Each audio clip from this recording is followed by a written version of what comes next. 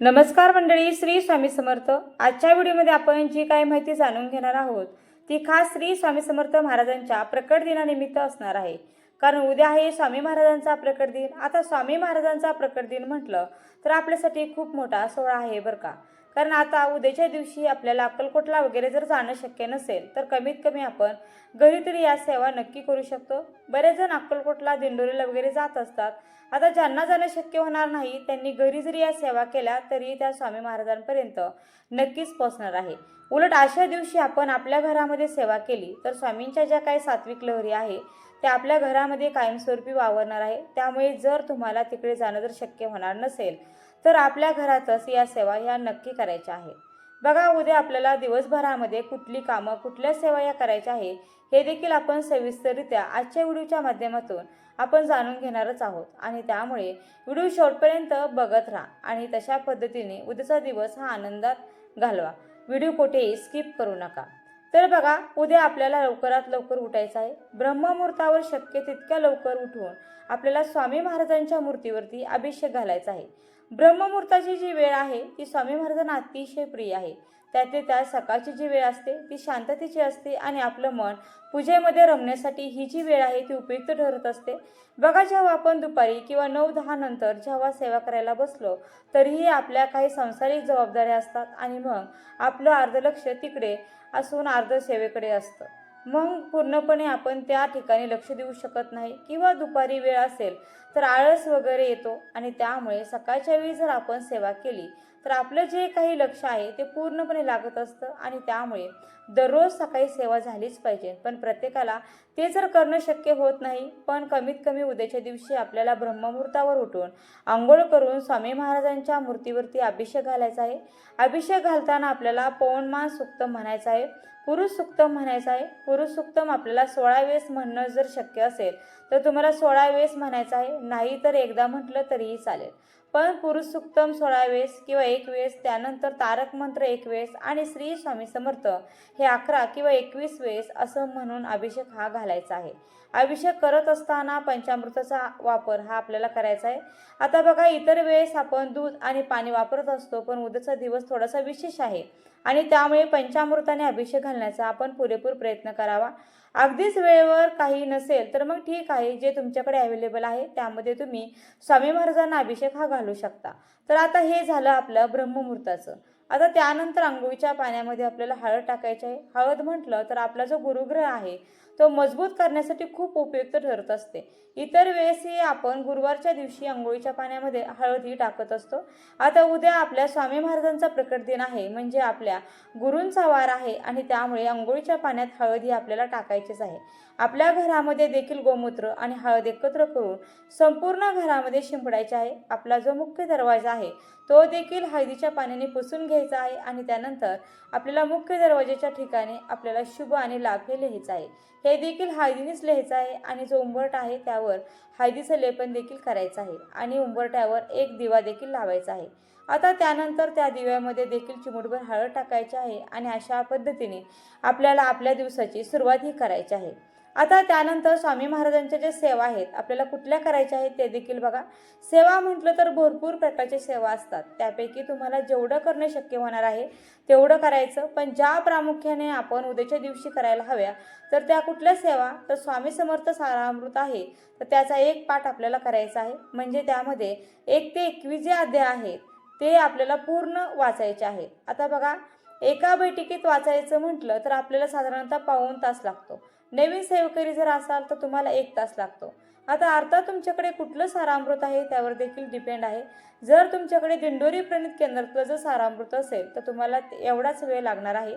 त्यापेक्षा मोठं जर असेल तर तुम्हाला जास्तीचा वेळ देखील लागू शकतो। पण माझ्याकडे दिंडोरी प्रणित आहे त्यामुळे त्याला साधारणतः पाऊण ते 1 तास आपल्याला लागतो। आता हे जर तुम्हाला एका बैठकीत करणं शक्य नसेल तर तुम्ही सकाळी 7 अध्याय वाचून घ्या, नंतर दुपारी 7 वाचा, संध्याकाळी 7 वाचा, असं विभागून केलं तरी देखील चालेल। पण एक पाठ आपल्याला हा करायचाच आहे।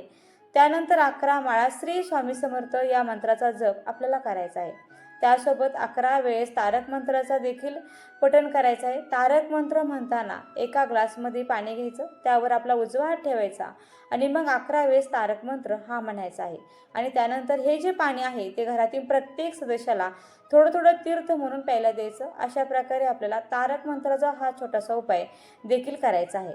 आता या झाल्या सेवा. त्यानंतर बघा आपल्याला मंदिरात आवर्जून जायचं आहे. श्री स्वामी समर्थांचे केंद्र जर तुमच्या गावात असेल तर तुम्ही त्या ठिकाणी जाऊ शकता. नसेल तर तुम्ही दत्त महाराजांच्या मंदिरात गेलात तरी देखील चालेल, पण मंदिरात आपल्याला जायचंच आहे. आता बरेच जणांचं म्हणणं असतं मंदिरातही देव असतो आणि घरीही देव असतो. तर बघा, देव म्हटला ना तर सगळीकडे देव असतोच, पण बऱ्याचदा आता आपण उन्हातून जेव्हा चालतो ना तेव्हा आपण एखाद्या झाडाखाली थांबतो का, तर आपल्याला त्या ठिकाणी सावली मिळते, हवा मिळते. हवा म्हटलं तर उन्हातही हवा असते, पण ती जाणवते का नाही?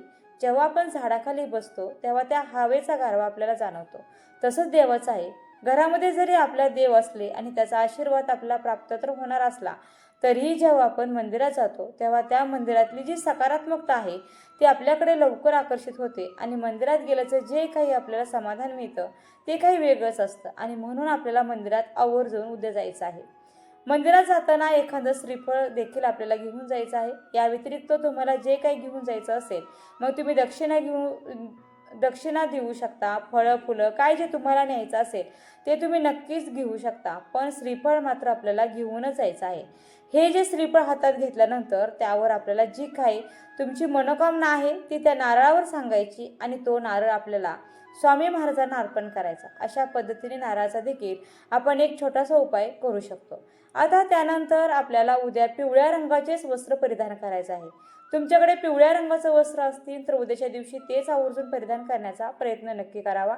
अगदीच नसेल किंवा तुम्ही ऑफिसला वगैरे जात असाल आणि तेथे ड्रेस कोड असेल तर मग तुम्ही पिवळ्या रंगाचा रुमाल देखील जवळ बाळगला तरी देखील चालणार आहे. आता त्यानंतर बघा, उद्याच्या दिवशी दानाला देखील विशेष महत्त्व आहे. दान म्हटलं तर अन्नदानाला विशेष महत्त्व आहे. जर तुम्हाला अन्नदान करणं शक्य असेल तर तुम्ही करू शकता. आता अन्नदान करायचं म्हटलं तर अगदी खूप लोकांना अन्नदान केलं तरच त्याचं फळ मिळतं असं काहीही नाही. एखाद्या गरजू व्यक्तीला किंवा एखाद्या भुकेल्या व्यक्तीला तुम्ही एखादा वडापाव खाऊ घातला, एखाद्या बिस्किटचा पुडा दिला तरीही त्याचं पुण्यफळ तुम्हाला लाभत असतं. तर फुल ना फुलाची पाकळी म्हणून तुम्ही अन्नदान देखील करू शकता. बघा, या व्यतिरिक्त तुम्ही केंद्रामध्ये गेल्यानंतर दानपेटीमध्ये काही दक्षिणा जसं आपल्याला शक्य होणार आहे तशी टाकली तरी देखील चालणार आहे. आता फक्त दानाच्या बाबतीत एक गोष्ट लक्षात घ्या, जेव्हा आपण दान करतो तेव्हा असं म्हटलं जातं की उजव्या हाताने दान केलेलं डाव्या हातालाही कळता कामा नाही. म्हणजे काय, तर गुपित दान हे करायचं असतं. त्यामुळे दान करताना आपण दान केल्यानंतर उगाच याला त्याला सांगत बसण्यात काहीही अर्थ नाही. दान हे नेहमी स्वतःपुरतंच मर्यादित ठेवायचं आहे. त्यानंतर दान करण्यासारख्या अजून वेगवेगळ्या कुठल्या गोष्टी आहे तर पिवळ्या रंगाच्या ज्या काही वस्तू आहेत मग त्यामध्ये वस्त्र असू शकतात, पिवळ्या रंगाची डाळ असू शकते, गूळ असू शकतो. या ज्या काही गोष्टी आहेत त्या देखील तुम्ही उद्या प्रकट दिना दिवशी दान करू शकतात. दान केल्याने गुरुग्रह मजबूत होण्यासाठी मदत मिळते आणि ज्याचा गुरुग्रह मजबूत असतो त्याच्या कामामध्ये जे काही अडथळे निर्माण होत असतात ना तर ते दूर होण्यासाठी गुरुची मदत आपल्याला लाभत असते. आता त्यानंतर बघा, आपण जो घरामध्ये स्वामींसमोर दिवा लावणार आहोत त्यामध्ये देखील आपल्याला चिमूटभर हळद ही नक्की टाकायची आहे.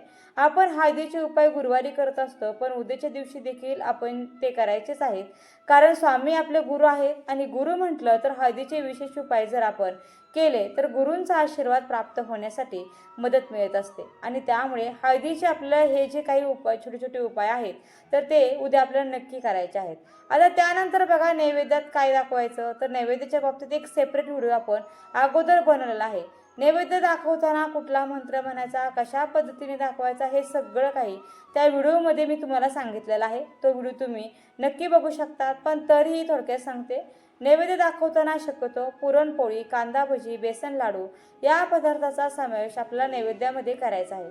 अगदी सगळंच करा असं नाही, पण जे तुम्हाला याच्यापैकी करणं शक्य होणार आहे ते तुम्हाला करायचं आहे. जर तुम्ही बाहेरून आणणार असाल तर पिवळ्या रंगाची मिठाई त्यामध्ये आपल्याला असायला हवी. पिवळ्या रंगाचे पेढे असू द्या किंवा लाडू असू द्या, पण पिवळ्या रंगाचा समावेश आपल्याला नक्कीच करायचा आहे. तसेच केशर दूध देखील स्वामींना अतिशय प्रिय आहे, त्यामुळे दूध घ्यायचं, त्यामध्ये केशर टाकायचं आणि हे जे दूध आहे ते स्वामींच्या नैवेद्यामध्ये आपल्याला ठेवायचं आहे.